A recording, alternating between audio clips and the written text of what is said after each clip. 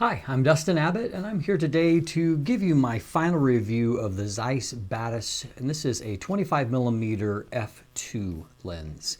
And it is made specifically for Sony FE or full frame E mount, and although it'll also work on APS-C cameras, as I'll detail a little bit here as well.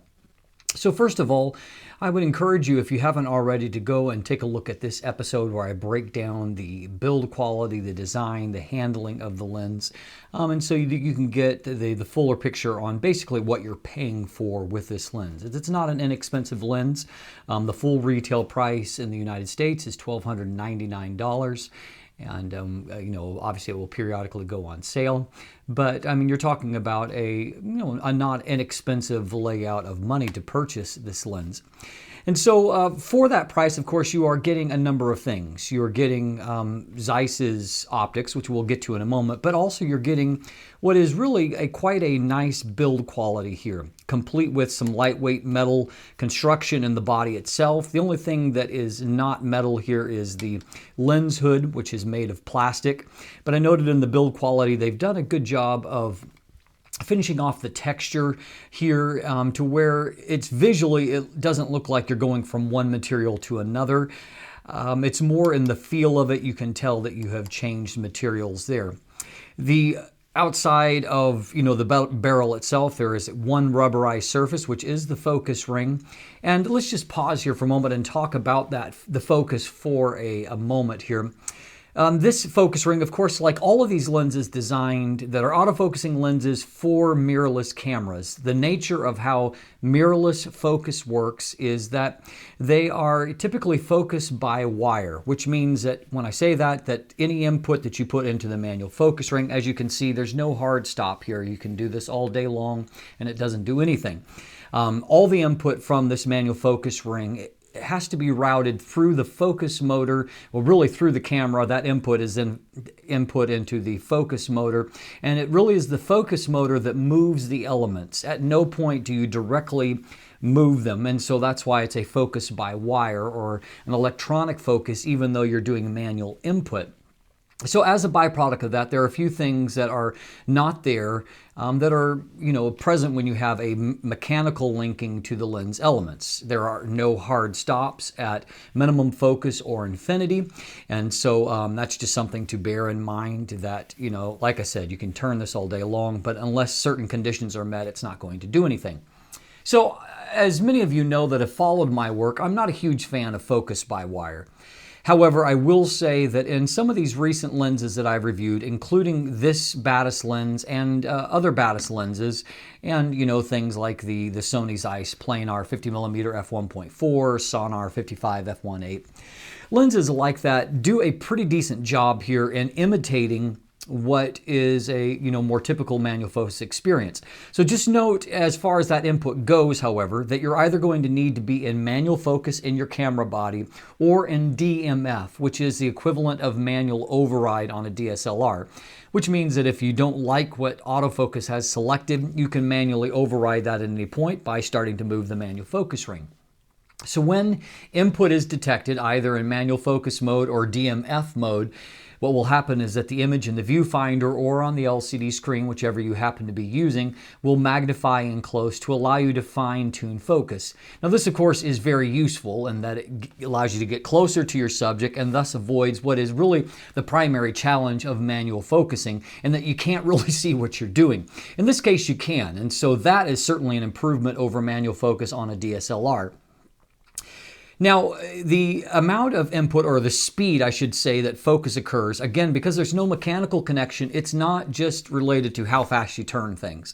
It is, in a sense, in that if you're turning very fast, it will accelerate that input, and so it will, zoom, across the, zoom's maybe not the right word, but it will focus quicker or slower depending on your input. It slows down when you're making fine-tuning type adjustments, which is great, which allows you to to, to make sure that you're not just flying past your subject. Sometimes there's input lag with lenses like this. I didn't really see that to be a problem with this. And so you're able to fine tune pretty nicely. And so that was a positive there. Also as a positive is the fact that Zeiss has done a good job of setting the damping and the weight of this focus ring to where it feels fairly close to a manual focus experience, on a true manual focus lens. It's not quite, doesn't have quite the tactile feedback that a good manual focus lens does, but it's pretty good in operation. And so, not really a lot to complain about there. The other nice thing, of course, that sets the Batis line apart is the fact that it does have an OLED screen here. And so what that allows you to do is it serves like what a typical analog focus distance window does, and that it will show you information about where focus is at. And of course, that can be a useful visual aid. Not so much, obviously, if you're looking through the viewfinder, then you'll have to rely on what the camera will show you. But if you're not and looking down at this, it can be useful for that. It can also be useful if you're wanting to kind of preset to a certain focus distance, maybe in shooting astrophotography. Anyway, it just gives you some visual feedback there, and so it is useful. Now, other things to note about the build itself, this lens is dust and moisture resistant, and so it's got a gasket here, it's got some internal seals, and so far I've never really heard any negative feedback about that aspect. The rest of the operation is very nice, although there are no switches, so most of your controls you're going to have to do from inside the camera body. Now, one thing to note, and if you'll look at my written review, I detail about how you do this, but if you put the camera into manual focus mode and you follow a few kind of preset conditions, you can actually go into a program mode for the OLED screen and you can tweak what is shown there. And you can also, if you want your primary to be metric or imperial, you can make that change there also. So just look at in the written review, the linkage is in the description down below to get more information on how to accomplish that. Now, looking at the autofocus itself, this is of course an autofocusing lens, and at this point there really are only two autofocusing true Zeiss lines, and that is the Batis series that are for full frame Sony, and then the Tuit series that are for APS-C Sony bodies. I definitely prefer the autofocus performance of the Batis series that is much more refined than what I found with the Tuit. The Tuit series tended to be a little bit louder and noisier in operation. Autofocus really was pretty decent, but the noise that was created was really too much to use for things like shooting video.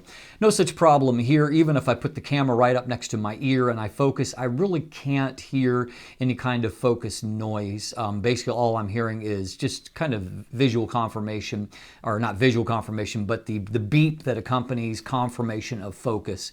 But no actual focus noise, which means that when you're shooting video and perhaps focus is happening on an ongoing basis, there's very little noise for the camera to pick up. And so autofocus motor itself is nice and quiet. Autofocus speed is nice and fast. Every now and then, as is true, I think, with probably any lens that I've used, in certain situations, if you miss focus on your kind of initial pass, sometimes the lens will rack through the entire range of focus, and you can have a slower focus experience if it does that, because it's going to go all the way back sometimes to minimum focus and then rack back through. Fortunately, that only happened a few times in the many hundreds of shots that I took using the lens. Not really a major problem there. Autofocus accuracy was good, and things like IAF work just fine with the lens. I got good, accurate results with that. Just note that in some situations with wider angle lenses, this is a 25mm lens, fairly wide, that if you're a ways away from your subject, the actual eye portion of your subject may in fact be too small for the camera to pick up under that circumstance. There are limits to IAF, and there's a certain range in which it works most effectively. And with a wide angle lens, that's going to mean closer to the camera is often better. And so if you get a distance of say 25 feet or further, you may find that in those circumstances IAF is not really going to do much for you because the eye is simply too small due to the wider angle. But as far as the technology working, it works nicely with the lens. Autofocus was a positive. Moving on to image quality, I would recommend that you look at this detailed breakdown of image quality in this episode, and note that in that episode I do a comparison to the Batis 18mm f2.8 as a point of reference. And so I would recommend you jump in and you take a look. One thing that I did highlight as a part of that is there's a different performance. Both of these are Distagon lenses, which means that they have a Distagon optical arrangement of the elements, not the same amount of elements or groups, but it's a kind of a classic Zeiss optical configuration. And so in this case, that configuration doesn't produce identical results. And I'll highlight a few of those differences. And one thing that certainly is a big plus to this lens for my own personal style of use, if I'm going to be using a prime lens, which I most typically use prime lenses for my day-to-day photography, I really like and kind of prioritize lenses that have a good minimum focus distance and maximum magnification, because it just increases the versatility of the lens for me. It means that I can use aperture to create different looks of images, but I can also use magnification to create different types of images. In this case, with the 25mm, it actually has a nice minimum focus distance, which you can focus down really quite close, under 10 inches. And beyond that, you also have a very nice magnification figure of a little over 0.19 times. And so not quite, but almost a 1:5 life-size reproduction ratio. And so that's enough that you can get close and you can throw backgrounds, out. And if you want to shoot things like flowers, you're not going to be able to necessarily fill the frame at, almost 0.220 times, but you're going to be able to definitely get very close to your subject, magnify it, and throw a background out of focus. It just gives you flexibility, like with some of these images you can see here, just to get kind of a different kind of look. And so to me, that extends the versatility. It's also very nice on APS-C for the same reason, in that it kind of extends the usefulness of this as a walk-around focal length. And so with Sony APS-C crop, you're going from 25mm to like 37.5mm. So pretty close to the classical 35mm, which is a great walk-around focal length. And so I liked it on both systems actually for that reason. And so that's certainly something that distinguishes it from the 18mm, which has a pretty pedestrian around 0.10 times. And so, almost half of the magnification of this lens. So that's definitely a plus here.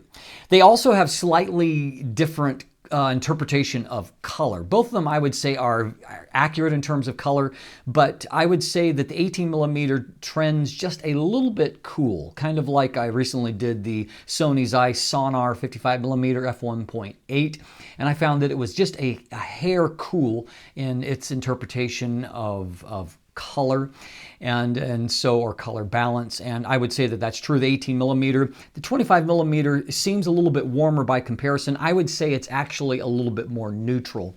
And so beautiful, beautiful color that comes out of this lens. That's certainly it's a Zeiss strength, and it's a strength of this lens also.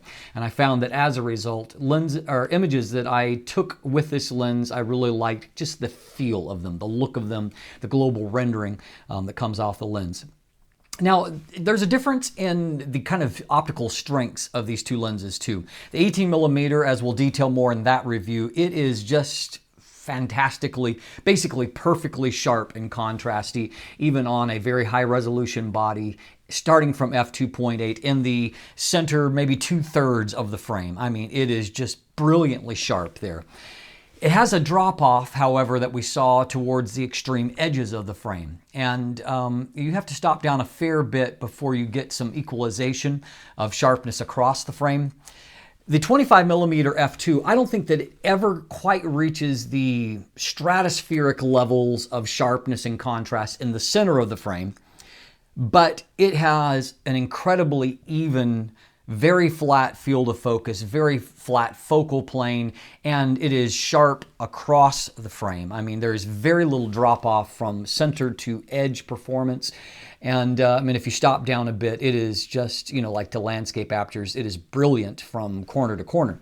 It's useful even at f2 because it's not soft at the edges, and so it's a versatile lens because of that. You really are not limited where you're going to compose with this lens, but just note that it's not, I don't think, ever as fantastically sharp right in the center of the frame.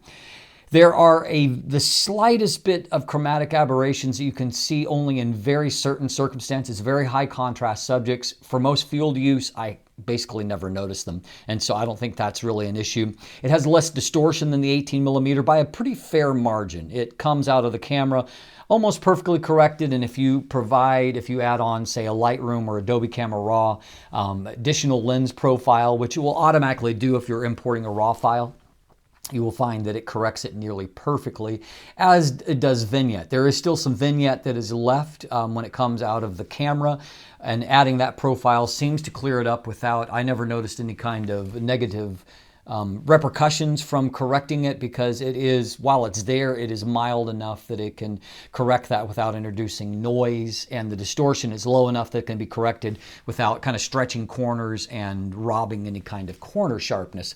And so anyway, byproduct of that is this gives you a very, very consistent performance. It's not perfect when the sun's in the frame. You will find a few minor ghosting artifacts, but it does a very, very good job with that.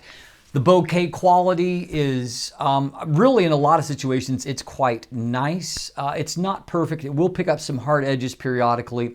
And if you happen to be very close to your subject and you have some bright light in the frame, enough to where you can actually see the bokeh circles, you will see that there are some concentric rings, what we call onion bokeh, in the bokeh, but at the same time, it occupies such a small portion of the frame under normal shooting that you're never going to see it, except for in some situations at a pixel level.